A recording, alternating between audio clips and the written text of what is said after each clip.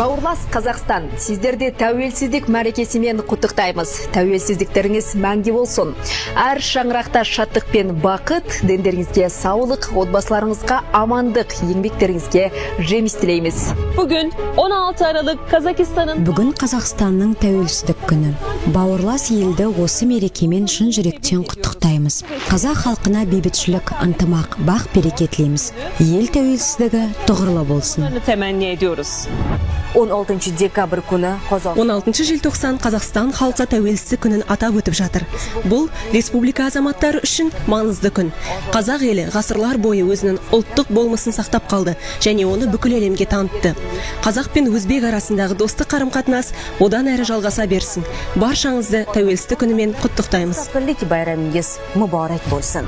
Қазақстан, сізді müstəqillik Құрметті қазақстандықтар, баршаңызды тәуелсіздік күнімен құттықтаймыз. Елде әрқашан тыныштық пен тұрақтылық болсын. Соңғы жылдары Әзербайжан мен Қазақстан арасындағы экономикалық және мәдени байланыс нығайып келеді. Болашақта ынтымақтастығымыз жалғасын таба берсін. işlənib.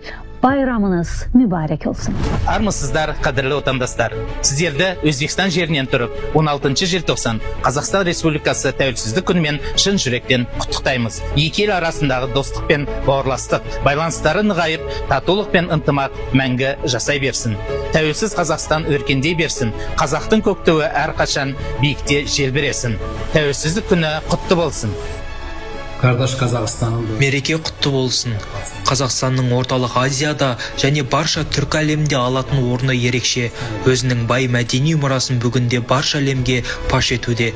Бауырлас Қазақстан, көк туларыңыз асқақтай берсін. Бауырлас Қазақстан халқы, мереке құтты болсын. Қазақ жері мекендеген әрбір отбасына татулық пен ырыс береке тілеймін. Ел үшін атқарып жатқан қызметтеріңіз табысты болсын.